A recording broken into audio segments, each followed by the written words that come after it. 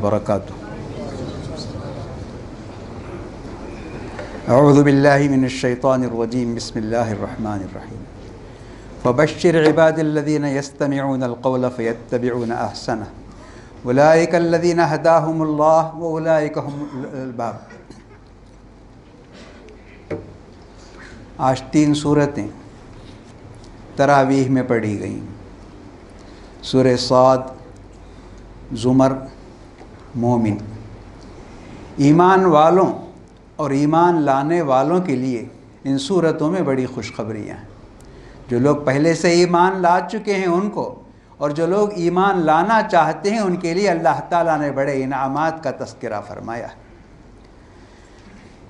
تو میں سب سے پہلے اپنی بات اس سے شروع کروں گا کہ مسلمان عام طور پر اپنے بچوں کے نام نیک اور نامور لوگوں پر رکھتے ہیں۔ تو بہت سے بچے ہوں گے ہمارے جن کا نام ابراہیم ہوگا، اسماعیل ہوگا، ہاجرہ ہوگا۔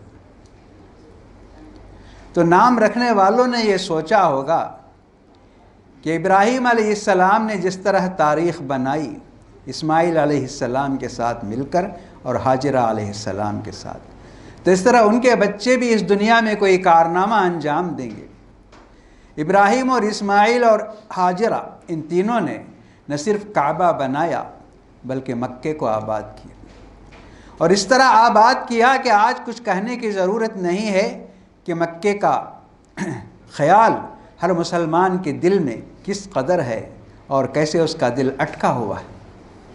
کس کی خواہش نہیں ہوگی، حالانکہ وہ مفلس ہوگا، قلاش ہوگا، اس کے پاس سفر کے لیے پیسہ بھی نہیں ہوگا یا اس کے پاس صحت بھی نہیں ہوگی، لیکن اس کے باوجود سب کی دلی خواہش اگر آپ پوچھیں گے تو ان کا جواب یہی ہوگا کہ ہم کعبۃ اللہ کی زیارت کرنا چاہتے ہیں، ہم حج کرنا چاہتے ہیں۔ تو ان تینوں نے مل کر یہ تاریخ بنائی۔ تو میں یہاں یہ بتانا چاہتا ہوں کہ کوئی بھی بڑا کارنامہ انجام دینے کے لیے صرف ایک آدمی نہیں کر سکتا، آدمی کے ساتھ اس کی بیوی کو بھی اس کا پورا تعاون دینا چاہیے اور اس کے بچے کو بھی پوری مدد کرنا چاہیے۔ صرف ایک آدمی اگر چاہے کچھ کرنا اور اگر اس کی بیوی اس کا ساتھ نہ دے یا اس کا بچہ اس کے ساتھ نہ رہے تو پھر آدمی اپنی کوشش میں بہت مشکل سے کامیاب ہوگا یا کامیاب نہیں ہو سکتا۔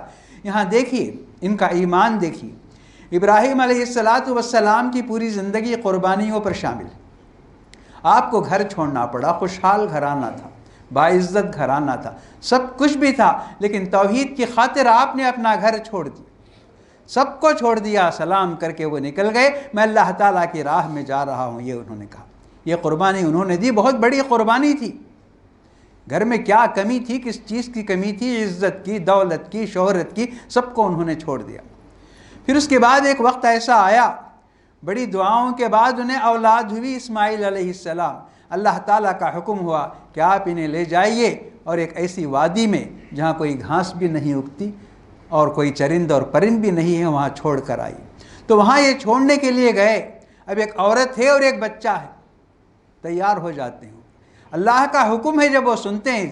ہاجرہ نے دیکھا کہ زندگی کی کوئی نشانی نہیں ہے مکے میں۔ ابراہیم علیہ السلام ان کو چھوڑ کر واپس جانے لگے تو انہوں نے پوچھا، ابراہیم کس کے حوالے آپ ہمیں کر کے جا رہے ہیں؟ تو انہوں نے کہا اللہ کے حوالے۔ تو ہاجرہ نے کہا اگر اللہ کے حوالے ہے تو اللہ تعالیٰ ہماری حفاظت کرے گا۔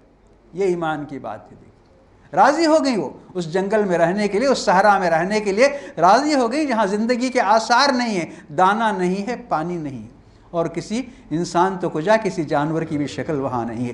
لیکن جب ابراہیم نے یہ کہا اللہ کے حکم سے میں چھوڑتا ہوں، تو انہوں نے اس پر یقین کر لیا کہ اللہ تعالیٰ ہمیں ضائع نہیں کرے گا۔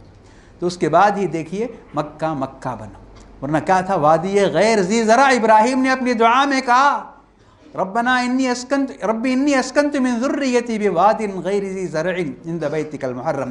پروردگار، میں اپنی بیوی اور بچے کو لے کر ایسی وادی میں بس گیا ہوں جہاں کوئی دانہ بھی نہیں اگتا، جہاں کوئی گھاس بھی نہیں اگتی۔ ایسے اب تو ایسا کر کہ دنیا کے سارے لوگوں کا دل اس گھر سے جوڑ دے ملا۔ یہ انہوں نے دعا کی، اس دعا کا اثر آپ دیکھیے۔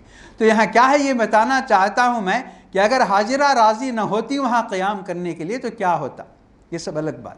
پھر اس کے بعد آج کی تراویح، کل کی تراویح میں آپ نے یہ پڑھا کہ وہی اسماعیل جب چلنے پھرنے کے لائق ہو گئے، اس وقت تو بالکل دودھ پیتے بچے تھے اسماعیل، جب ان کو مکے میں چھوڑ دیا گیا تھا، جب وہ چلنے پھرنے کے لائق ہو گئے تو اللہ تعالیٰ نے ابراہیم علیہ السلام کو حکم دیا کہ اپنے بچے کو ذبح کر دیجیے اللہ تعالیٰ کی راہ میں، خواب میں۔ تو انہوں نے اپنے بیٹے کی مرضی جاننے کے لیے بیٹے سے پوچھا، انی ارا فی المنام انی اذبحک، اے میرے بیٹے میں خواب میں بار بار دیکھ رہا ہوں کہ میں تمہیں ذبح کر رہا ہوں، تمہارے گلے میں چھری چلا رہا ہوں، فانظر ماذا ترى، کیا تمہارا خیال ہے، پوچھا۔ دیکھیے باپ نے بیٹے سے پوچھا، باپ کو تو اللہ تعالیٰ کا حکم ہوا تھا، لیکن باپ نے بیٹے سے پوچھا کہ ایسا ہے تو تمہارا کیا خیال ہے؟ تو بیٹے نے جواب دیا، یا ابت افعل ما تؤمر، اے ابا جان اللہ تعالیٰ کا اگر حکم ہے تو آپ اسے انجام دیجئے گا، اس میں کسی قسم کی غور و فکر اور تردد کی ضرورت نہیں ہے، آپ اسے انجام دیجئے۔ تو پھر تم پر کیا گزرے گی؟ ابراہیم نے پوچھا۔ ستجدنی انشاءاللہ من الصابرین، کہا آپ مجھے دیکھیں گے اگر اللہ چاہے تو میں صبر کر لوں گا اور اللہ کی راہ میں ذبح ہو جاؤں گا۔ تو اب آپ یہاں دیکھیے کہ اللہ تعالیٰ جو امتحان لیتا ہے یہ صرف امتحان ہوتا ہے، ستانا مقصود نہیں ہوتا ہے، تکلیف دینا مقصود نہیں ہوتا ہے۔ ابراہیم کو اس سے اچھا گھر ملا جس گھر کو وہ چھوڑ کر آئے، ابراہیم کو اس سے زیادہ عزت ملی جس عزت کو وہ چھوڑ کر آئے تھے، وہاں بتوں کی پوجا سکھائی جاتی تھی، پجاری کا گھر تھا، یہ سب کچھ سکھایا جاتا تھا اور سارے لوگ ان کے ہاتھ چومتے تھے، ان کے پیر چھوتے تھے، ایسا گھرانہ تھا۔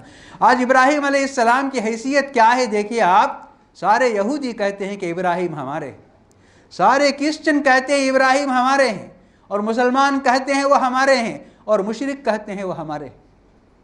یہ سب کیسے ملتی ہے یہ چیز؟ کتنی قربانیوں کے بعد سب کچھ انہوں نے چھوڑا، لیکن اس کا نقصان ہوا یا نفع ہوا آپ یہ دیکھیے۔ تو اللہ تعالیٰ کے احکام بظاہر مشکل معلوم ہوں گے، تکلیف دہ معلوم ہوں گے، اس میں ہمارا کچھ نقصان اور خسارہ معلوم ہوگا، لیکن اللہ کا حکم ہے یہ جان کر، یہ مان کر اگر ہم اس پر قدم اٹھا دیں گے، عمل کرنا شروع کر دیں گے تو یقین جانیے کہ اللہ تعالیٰ نے اتنے امتحانات سے گزارنے کے بعد ابراہیم سے کہا کہ ہم نے تمہیں بڑے امتحانات لیے، ہر امتحان میں تم کامیاب ہوئے، انی جاعلک للناس اماما فرمایا، اب آج ہم تمہیں ساری دنیا کا امام بناتے ہیں۔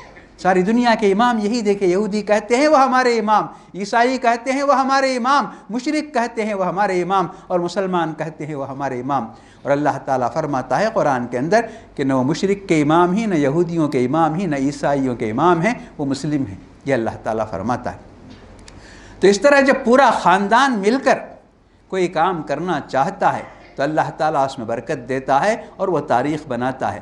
گھر کا یہ ایک فرد بھی اگر مخالف ہو جائے، اس میں اعتراض کرے اور ساتھ دینے کے لیے تیار نہ ہو تو یہ بات نہیں بنتی۔ اس کے بعد ان صورتوں میں سورہ صاد کے اندر آپ دیکھیں گے اور سورہ صافات کے اندر بھی آدمی کو اپنا عقیدہ چھوڑنا بہت مشکل ہے۔ اس سے پہلے میں آپ کو سورہ اعراف میں بتا چکا ہوں کہ اللہ تعالیٰ فرماتا ہے کہ آدمی کو اپنا عقیدہ چھوڑنا اتنا مشکل ہے کہ اگر ہم ان کے سامنے فرشتوں کو لے کر آ جائیں اور مردے ان سے بات کرنا شروع کر دیں اور جتنی چیزیں ناممکن ہیں ان تمام کو ممکن بنا دیں، تب بھی یہ لوگ اپنے عقیدے کو نہیں چھوڑیں گے۔ اب یہاں دونوں صورتوں میں اللہ تعالیٰ یہ بتاتا ہے کہ محمد صلی اللہ علیہ وسلم اپنی قوم کے درمیان بہت ہی محترم تھے، بہت باعزت تھے، ہر شخص آپ کی عزت کرتا تھا، احترام کرتا تھا، ہر اچھا نام انہوں نے دیا ہوا تھا۔ آپ کو امین کہتے تھے، صادق کہتے تھے، حکم کہتے تھے، سارے اچھے نام انہوں نے دیے تھے۔ آپ سے عمر میں جو بڑے تھے وہ بھی آپ کی بڑی عزت کرتے تھے اور آپ کے حکم اور آپ کے فیصلوں کو آگے سر تسلیم خم کر دیتے تھے۔ لیکن جب اللہ کے حکم سے وحی کے بعد ابراہیم علیہ السلام نے، محمد صلی اللہ علیہ وسلم نے ان کو توحید کی طرف بلایا اور شرک سے ان کو ڈرایا، تو انہوں نے کیا کہا؟ آپ کے سارے نام بدل دیے، سارے القاب ختم کر دیے۔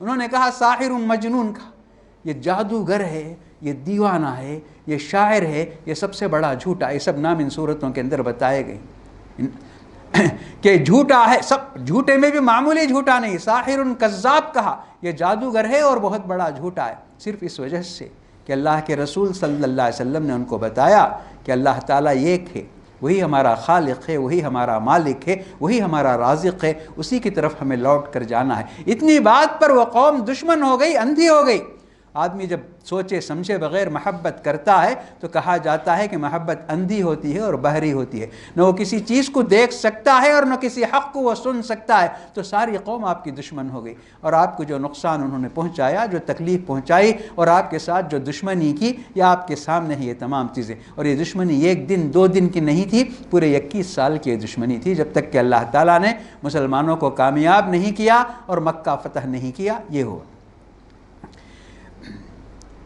پھر سورہ صاد ہی کے اندر اللہ تعالیٰ فرماتا ہے کہ انہوں نے دشمنی کی ابتدا اسی سے شروع کی کہ جب اللہ کے رسول صلی اللہ علیہ وسلم نے فرمایا کہ تمہارا معبود ایک ہے، تو انہوں نے کہا ان ھذا لشیء عجاب، کہا یہ بالکل عجیب بات ہے، انوکھی بات ہے، اسے کیسے ہو سکتا ہے؟ یہ دنیا اتنی بڑی ہے، اسے چلانے کے لیے کتنے ہاتھوں کی ضرورت ہے، کتنے دماغوں کی ضرورت ہے، ایک اللہ کیسے اس دنیا کو چلا سکتا ہے؟ ان ھذا لشیء عجاب، کہا یہ بہت عجیب بات ہے۔ پھر اس کے بعد سورہ زمر کو آپ نے پڑھا سنا۔ سورہ زمر، زمر کا معنی جماعتیں۔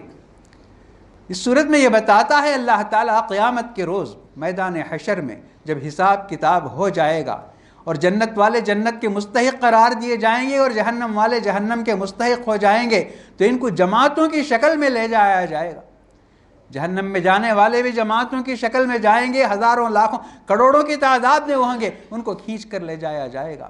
چلنا نہیں چاہیں گے وہ، لیکن ان کو کھینچ کر لے جایا جائے گا، ہر طرف سے ان پر لعنت ہوگی، ملامت ہوگی، اور ان کو برا بھلا کہا جائے گا۔ ان سے پوچھا جائے گا کہ تم کو اسی دن سے ڈرانے کے لیے، اسی حساب کتاب میں کامیاب ہونے کے لیے تمہارے لیے ہم نے کیا کیا انتظام کیا تھا، لیکن تم نے ان سب کا خیال نہیں کیا۔ آج بھگتو تو تم اپنے برے انجام کو، اور اس کا سبب تم ہی ہیں۔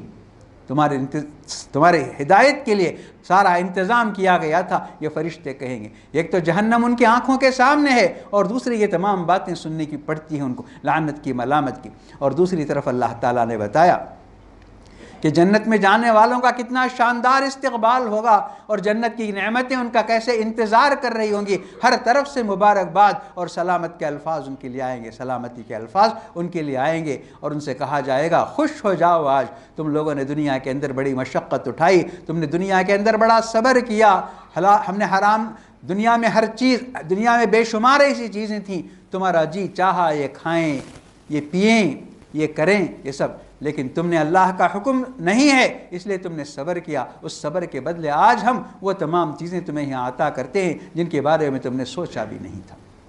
یہ سورہ زمر اس مناسبت سے ہے کہ 2 جماعتیں کر دی، جماعتیں جہنم کی جماعتیں الگ کر دی جائیں گی، جنت کی جماعتیں الگ کر دی جائیں ان کی۔ تو میں نے خوشخبری کی بات کہی تھی، تو ایک آیت میں اللہ تعالیٰ فرماتا ہے فَبَشِّرْ عِبَادِ الَّذِينَ يَسْتَمِعُونَ الْقَوْلَ، اے محمد صلی اللہ علیہ وسلم آپ خوشخبری دیجیے میرے بندوں کو۔ یہ میرے بندے کا لفظ خود اتنا پیارا ہے کہ آدمی کو اللہ تعالیٰ کے ہر حکم کے آگے جھک جانا چاہیے، چاہے اس حکم کے اندر اسے کوئی دیکھنے میں تکلیف ہو، مشقت ہو۔ میرے بندے کہتا ہے، یہ بہت بڑی بات ہے۔ آپ کسی کو بچے کہیے وہ بات نہیں ہے، میرے بچے جب آپ کہتے ہیں تو اس میں بہت بڑا پیار ہے۔ تو اللہ تعالیٰ فرماتا ہے آپ میرے بندوں کو خوشخبری دیجئے، تو میرے بندے اور خوشخبری، فبشر عباد الذین، کس کو؟ یستمعون القول، ان لوگوں کو جو بہت غور کے ساتھ اللہ تعالیٰ کی بات کو سنتے ہیں۔ آپ خوشخبری سنائیے میرے ان بندوں کو جو بہت غور کے ساتھ اور توجہ کے ساتھ میری بات کو سنتے ہیں، فیتبعون احسنہ، اور اسے بہتر طریقے سے انجام دیتے ہیں اور اس پر عمل کرتے ہیں۔ اولئک الذین ہداہم اللہ، یہ لوگ معمولی لوگ نہیں ہیں، یہ وہ لوگ ہیں اللہ تعالیٰ نے ان کی رہنمائی کی ہے، اللہ تعالیٰ نے ان کو ہدایت سے سرفراز کیا ہے۔ اور پھر اولئک ہم اولو الالباب، یہ اللہ تعالیٰ کی طرف سے گواہی ہے، شہادت ہے کہ یہ لوگ عقل مند لوگ ہیں۔ دنیا عقل مند اسے کہتی ہے جو زیادہ کماتا ہے، جو بہت اچھی زندگی گزارتا ہے دنیا کی اسے، لیکن اللہ تعالیٰ ان بندوں کو کہتا ہے اولئک ہم اولو الالباب، جنہوں نے سمجھ لیا، دنیا کی حقیقت جان لی اور آخرت پر وہ ایمان لائے، یہ حقیقت میں عقل مند ہیں۔ وہ نہیں جو دنیا کے پیچھے بھاگتے ہیں اور دنیا کو کمانا اور دنیا کو جمانا اس کی کوشش میں لگے ہوئے ہیں، اور ان کے سامنے آخرت کا کوئی تصور نہیں ہے، یہ عقل مند نہیں ہے، یہ نادان ہے۔ عقل مند وہ لوگ ہیں جنہوں نے اللہ کو سمجھا اور اپنی حقیقت کو سمجھا اور دنیا کی حقیقت کو وہ جان کر آخرت کے لیے تیار ہو گئے۔ وہ فبشر عباد الذین یستمعون القول فیتبعون احسنہ اولئک الذین ہداہم اللہ، یہ معمولی جماعت نہیں ہے، یہ اللہ تعالیٰ کی طرف سے ہدایت پائی ہوئی جماعت ہے، اور یہ بہت عقل مند لوگ ہیں، بہت عقل والے لوگ ہیں۔ یہ ایک خوشخبری. اور دوسری ایک خوشخبری دیکھیے صحیح بخاری وغیرہ کے اندر ہے کہ جب اسلام پھیلنے لگا، اسلام غالب آنے لگا، تو ایسے لوگ جو سمجھدار تھے لیکن گنہگار تھے بہت زیادہ، ان کو اسلام سمجھ میں آ گیا، اسلام پسند آ گیا، لیکن انہوں نے ایسے ایسے گناہ کیے تھے، حد نہیں ان کے گناہوں کی، بڑے بڑے سنگین جرائم کا انہوں نے ارتکاب کیا تھا. تو وہ سب آئے صحیح بخاری کی حدیث سے، اللہ کے رسول صلی اللہ علیہ وسلم سے انہوں نے کہا کہ آپ جس چیز کی طرف بلاتے ہیں ہماری سمجھ میں آ گئی، ہم اسے پسند کرتے ہیں اور قبول کرنا چاہتے ہیں، لیکن ہماری زندگیاں بہت بھیانک تاریکی کے اندر گزری ہیں اور ہم نے بڑے بڑے جرائم کا ارتکاب کیا ہے. کوئی جرم ایسا نہیں ہے جس کا ہم نے ارتکاب نہ کیا ہو، قتل کا، زنا کا اور دوسرے ایسے جتنے بڑے بڑے جرائم ہیں، چوری، ڈاکہ، یہ سب. اس میں کہنے والوں نے یہ بھی کہا کہ ہم نے اپنی بچیوں کو زندہ درگور کیا، بڑی بڑی بچیوں کو بھی زندہ درگور کیا، ایسی بچیاں جن کے لیے ہم گڑھا کھود رہے تھے تو ہم پسینے پسینے ہو رہے تھے، تو اس بچی کو معلوم نہیں یہ قبر کیوں کھودی جا رہی ہے، وہ ان کے پسینے کو پوچھنے کے لیے اپنا دوپٹہ لے کر حاضر ہو جاتی، اپنے دوپٹے سے وہ ان کے پسینہ پوچھتی ہے، جب وہ گڑھا بن جاتا ہے اس کے برابر تو پھر اس کے اندر ڈال کے اس کو بند کر دی. ایسے جرائم کی فہرست انہوں نے پیش کی. تو جس نے یہ بات پیش کی کہ میں نے اپنی بچی کے ساتھ ایسا کیا، کیا مجھے بھی اللہ تعالیٰ معاف کر دے گا؟ کیا مجھے بھی بخشش ہو جائے گی؟ کیا میں بھی جنت کے لائق ہو جاؤں گا؟ یہ واقعہ اس نے بتایا کہ اپنی بچی کے ساتھ اس نے جو کیا، اور بچی نے اس کے ساتھ جو کیا کہ دوپٹے سے اس کا پسینہ پہنچ رہی تھی، بچی کو معلوم نہیں ہے کیوں گڑھا کھودا جا رہا ہے. تو اس نے جب سوال کیا تو جواب نہیں ملا، تو سر اٹھا کے دیکھا تو اللہ کے رسول صلی اللہ علیہ وسلم کی آنکھوں سے آنسو جاری تھے. کیسے سنگ دل لوگ تھے دیکھیے، وہ اپنی بچی اس کو انہوں نے سنسار کیا اور اس کو انہوں نے زندہ درگور کیا. ایسے لوگ تھے. تو ایسے سب جرائم آئے آپ کے سامنے، لوگوں نے اعتراف کیا ہم نے یہ کیا، ہم نے یہ کیا، ہم نے یہ کیا. تو آپ سوچ رہے تھے ان کا جواب کیا ہو، تب یہ آیت نازل ہوئی سورہ زمر ہی کے اندر ہے، قل یا عبادی الذین اسرفوا علی انفسہم. یہ بھی دیکھیے، آپ کہہ دیجئے میرے وہ بندے جو آج سیدھی راہ اختیار کرنا چاہتے ہیں، جو اپنی غلطیوں سے آگاہ ہو چکے ہیں، ان کو بنا دیجئے قل یا عبادی الذین اسرفوا. اسرفوا کا معنی آپ جانتے ہیں اسراف، حد سے بڑھ جانا. آپ میرے ان بندوں سے کہہ دیجئے جنہوں نے جرائم کے اندر، جنہوں نے غلطیوں کے اندر اور معصیتوں کے اندر، گناہوں کے اندر حد سے زیادہ آگے بڑھ گئے تھے، ان سے کہی لا تقنطوا من رحمت اللہ، اللہ تعالیٰ کی رحمت سے مایوس نہ ہو جاؤ، اللہ تعالیٰ کی رحمت کی امید رکھو، تم توبہ کر لو، سچے صحیح دل کے ساتھ تم توبہ کر لو. جتنی بھی تم سے غلطیاں ہوئی ہیں یہ ساری غلطیوں پر اللہ تعالیٰ پانی پھیر دے گا اور اللہ تعالیٰ معاف کر دے گا. ان اللہ یغفر الذنوب جميعا، بے شک اللہ تعالیٰ معاف کر دے گا سارے گناہوں. انہ هو الغفور الرحیم، کیونکہ یہی ایک تمہارا خالق ہے، یہی ایک تمہارا مالک ہے اور تمہارا معبود ہے. اگر وہ بھی تمہاری غلطیوں کو معاف نہیں کرے گا تو کون تمہاری غلطیوں کو معاف کرے گا؟ یہ بات کہی گئی تو پھر لوگ جوق در جوق اسلام میں آنا شروع ہوئے. ورنہ کہاں ایسا تھا کہ ایک سال میں 10-12 آدمی بھی اسلام نہیں لاتے تھے، لیکن جب اسلام ان کی سمجھ میں آ گیا اور ایسی خوشخبریاں ان کے سامنے آئیں کہ اللہ تعالیٰ ان کے ہر گناہ کو معاف کر دے گا اور ان کو ایسا بنا دے گا جیسے وہ آج ہی پیدا ہوئے، ایسے اللہ تعالیٰ ان کو بنا دے گا، تو پھر انہوں نے اسلام کو قبول کیا. تو یہ آیتیں بھی اس صورت کے اندر موجود ہیں، سورہ زمر کے اندر موجود ہیں. اخیر صورت جو آج کی تراویح میں پڑھی گئی سورہ مومن ہے. اس میں اللہ تعالیٰ 2-3 باتیں بتاتا ہے. دیکھیے، ایک بات یہ کہ شرک سے بچو. جو آدمی شرک کرتا ہے، دوسرے ولیوں کو، پیروں کو، ان کو سب مانتا ہے، تو اس کے دل میں اللہ کی محبت کم ہو جاتی. بہت بڑی نکتے کی بات ہے یہ، آپ اسے تسلیم کریں گے. جو نبیوں اور جو ولیوں کو، پیروں کو، نبی کو بھی آپ ملا لیجئے، ان سب کو آدمی اگر اپنا سب کچھ سمجھتا ہے تو اس کے دل میں اللہ کی محبت کم ہو جاتی ہے. اس کی دلیل کیا ہے؟ اللہ تعالیٰ خود فرماتا ہے وَإِذَا ذُكِرَ اللَّهُ وَحْدَهُ اشْمَأَزَّتْ قُلُوبُ الَّذِينَ لَا يُؤْمِنُونَ بِالْآخِرَةِ. جب توحید کی تقریر ہوتی ہے، اللہ تعالیٰ کے بارے میں بتایا جاتا ہے، تو لوگوں کا دل نہیں لگتا، لوگوں کو مزہ نہیں آتا وہ سننے میں. اور جب اللہ کے ساتھ دوسرے لوگوں کو ملا لیا جاتا ہے، شریک کر لیا جاتا ہے کہ وہ بھی تمہارے کام آئیں گے، وہ بھی تمہاری مدد کریں گے، ان کی کرامتوں کے یہ قصے ہیں اور ان کے حالات ہیں، تو پھر آدمی مطمئن ہو جاتا ہے، خوش ہو جاتا ہے۔ جب ان سے یہ کہا جاتا ہے کہ اللہ کے سوا کوئی بھی نہیں ہے جو تمہاری مشکلوں میں کام آئے، اللہ کے سوا کوئی بھی نہیں ہے جو عبادت کے لائق ہے، تو ان کا دل اس میں نہیں لگتا، مزہ نہیں آتا۔ اور اللہ کے ساتھ جب دوسرے لوگوں کا قصہ شریک کر لیا جاتا ہے کہ یہ لوگ بھی اللہ تعالیٰ کے نیک بندے ہیں، ان کی کرامتوں کا یہ حال ہے، وہ بھی تمہارے کام آئیں گے، وہ بھی تمہاری سفارش کریں گے، وہ بھی تمہیں بچائیں گے، تو ان کے دل میں محبت پیدا ہو جاتی ہے۔ وَإِذَا ذُكِرَ اللَّهُ وَحْدَهُ اشْمَأَزَّتْ قُلُوبُ الَّذِينَ لَا يُؤْمِنُونَ بِالْآخِرَةِ وَإِذَا ذُكِرَ الَّذِينَ مِن دُونِهِ إِذَا هُمْ يَسْتَبْشِرُونَ۔ صرف اللہ کی بات کی جاتی ہے تو ان کی طبیعت مقدر ہو جاتی ہے، ان کو مزہ نہیں آتا، لیکن جب اللہ کے ساتھ دوسروں کو شریک کر لیا جاتا ہے تو بہت زیادہ خوش ہو جاتے ہیں اور پوری رات وہ سننے کے لیے تیار ہیں۔ جب پیروں کی کرامتوں کے قصے سنائے جاتے ہیں تو پوری رات بہت ہی خوشی کے ساتھ اور بہت ہی توجہ کے ساتھ سنتے ہیں۔ تو دیکھیے یہ سب شرک کی وجہ سے، صرف اللہ کی بات جب کہی جاتی ہے تو ان کو مزہ نہیں آتا۔ اس کے بعد اس صورت میں ایک آیت یہ بھی ہے کہ قبر کا عذاب یہ حق ہے، قبر میں عذاب ہوگا۔ تو کچھ لوگ کہتے ہیں کہ قرآن میں اس کا ذکر نہیں ہے، کہتے ہیں تو سورہ مومن کی ہی ایک آیت میں اللہ تعالیٰ فرماتا ہے النار یعرضون علیہا غدوا وعشیا، فرماتا ہے آگ صبح اور شام ان پر پیش کی جائے گی، جھلسا دینے والی آگ ان پر پیش کی جائے گی صبح اور شام۔ وَيَوْمَ تَقُومُ السَّاعَةُ، اور جب قیامت قائم ہوگی تو پوری آگ کے اندر وہ داخل کر دیے جائیں گے۔ یہ آیت تو اس سے معلوم ہوتا ہے، دیکھیے یہ جو صبح و شام آگ پیش کی جانے کی بات ہے یہ قبر ہی کے اندر ہے۔ تو قبر کے عذاب کے سلسلے میں صاف الفاظ میں نہیں ہے، لیکن بہت ساری آیتیں بتاتی ہیں کہ قبر کا عذاب ہوگا، اور اللہ کے رسول صلی اللہ علیہ وسلم نے مختلف موقعوں پر صحابہ کو بتایا کہ اس قبر میں عذاب ہو رہا ہے، اور آپ نے وہاں دعا کی اور ان کے لیے، اور یہ بھی بتایا آپ نے کہ عذاب کی وجہ کیا ہے، یہ بھی آپ نے بتائی۔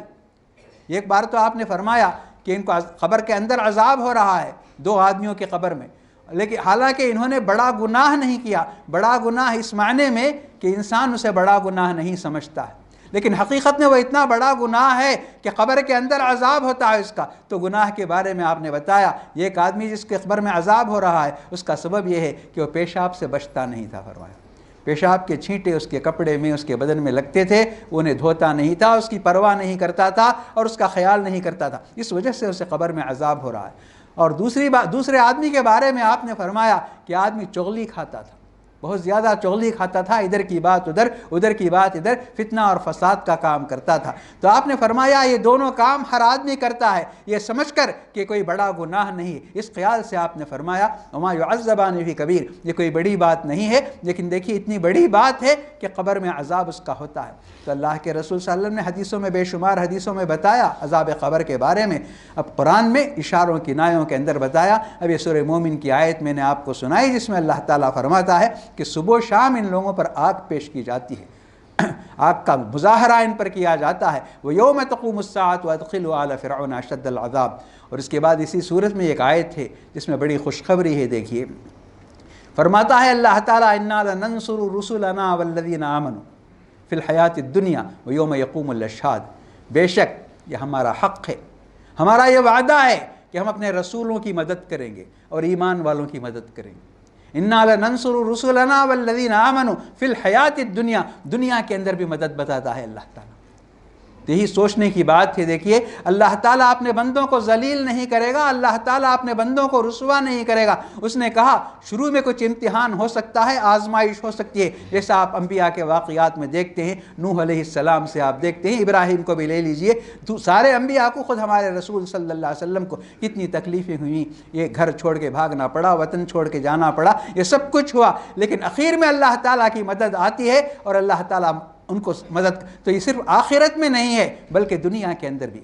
الفاظ دیکھیے قرآن کے اِنَّا لَنَنصُرُ رُسُلَنَا وَالَّذِينَ آمَنُوا، بے شک ہمارا یہ حق ہے، ضروری ہے ہم پر کہ ہم اپنے رسولوں کی مدد کریں اور ان لوگوں کی جو ایمان لائے۔ ایمان کا مطلب پورا یقین، آخرت پر انہیں یقین ہے، حساب کتاب پر انہیں یقین ہے، جنت اور جہنم پر یقین ہے، اسی یقین کی بنیاد پر وہ دنیا کے اندر کامیاب زندگی بسر کیے۔ حرام کو انہوں نے حرام سمجھا اور حرام سے وہ دور رہے، غلط کو انہوں نے غلط سمجھا، ناجائز کو ناجائز سمجھ کر وہ اس سے دور رہے۔ یہ ایمان ہے اصل، صرف کلمہ پڑھ لینا اور کلمہ یاد کر لینا یہ ایمان نہیں ہے۔ تو اللہ تعالیٰ فرماتا ہے یہ ہمارا حق ہے کہ ایسے لوگوں کی مدد کریں ہم، اور ہم مدد کرتے ہیں، دنیا کے اندر بھی کرتے ہیں، اور آخرت میں جب سارے لوگ نفسی نفسی کی حالت میں ہوں گے، کوئی کسی کا پوچھنے والا نہیں ہوگا، کوئی کسی کا مدد کرنے والا نہیں ہوگا، نہ ماں کی مدد اس کی بیٹی کرے گی، نہ باپ کی مدد اس کا بیٹا کرے گا، نہ بھائی کی مدد اس کا بھائی یا بہن کرے گی۔ ایسے میدان میں، ایسے میدان حشر میں ہمارا یہ فرض ہے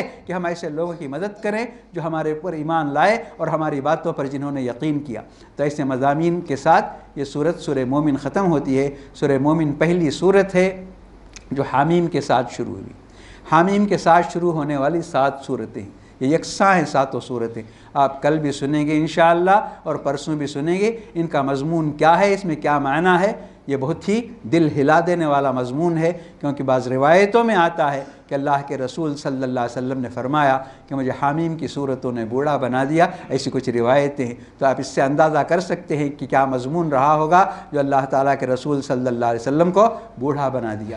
تو ایسے مضامین آپ کے سامنے آئیں گے، آپ سنیں گے۔ یہ سب باتیں وہی ہیں کہ اللہ تعالیٰ فرماتا ہے کہ اس دنیا میں تم اللہ کے نیک بن کر زندگی بسر کرو۔ اللہ تعالیٰ نے جو احکام تم کو دیے ہیں، اللہ تعالیٰ کے احکام کیا ہے؟ صرف اللہ کی عبادت کرو، اور جس کا جو حق ہے وہ حق تم ادا کرو۔ حقوق کی فہرست بتا دی اللہ تعالیٰ نے۔ اللہ کا حق کیا ہے، انسانوں کا حق کیا ہے، پھر انسانوں میں رشتہ داروں کا حق کیا ہے، اور عام انسان کا حق کیا ہے، اور جانوروں کا حق کیا ہے، درختوں کا حق کیا ہے، زمین کا حق کیا ہے۔ یہ سب حقوق بتائے گئے، کیسے رہنا چاہیے، یہ آداب بتائے گئے۔ تو جو لوگ ان آداب کے ساتھ، ان احکام کے ساتھ زندگی بسر کریں گے، یہی مومن ہیں، اور ان کو کسی قسم کا خوف دنیا کے اندر بھی نہیں ہوگا۔ یہ اللہ تعالیٰ نے فرمایا الا ان اولیاء اللہ لا خوف علیہم ولا هم یحزنون۔ جو ایسی پاک زندگی بسر کریں گے، اللہ سے ڈر کر زندگی گزاریں گے، ان کو دنیا کے اندر بھی کوئی خوف نہیں ہوگا، اور آخرت کے اندر بھی وہ امن کے ساتھ رہیں گے اور جنت کے مستحق بنائے جائیں گے۔ اللہ تبارک و تعالی ہم سب کو نیک اور پاک بنائے اور اس کے احکام کے مطابق زندگی بسر کرنے کی توفیق اور سعادت نصیب فرمائے۔ اس مبارک مہینے میں اللہ تعالی ہمارے گناہوں کو معاف فرمائے اور ہمیں زیادہ سے زیادہ نیکیوں کی توفیق نصیب فرمائے۔ ہماری تمام پریشانیوں کا اور ذلتوں کا خاتمہ فرمائے، ہمیں کامیابی اور عروج و اقبال نصیب فرمائے، ہمارے تمام بیماروں کو صحت عاجلہ اور شفاء کاملہ نصیب فرمائے، اور ہمارے تمام مرحومین کی مغفرت فرمائے، انہیں جنت الفردوس اور اعلیٰ علیین میں جگہ نصیب فرمائے۔ زمین کی ہر آفت اور آسمان کی ہر بلا سے ہم سب کو محفوظ رکھے۔ ربنا تقبل منا انک انت السمیع العلیم وتب علینا انک انت التواب الرحیم، وصلی اللہ تعالی وسلم علی خیر خلقہ سیدنا محمد وعلی آلہ واصحابہ اجمعین برحمتک یا ارحم الراحمین والحمد للہ رب العالمین۔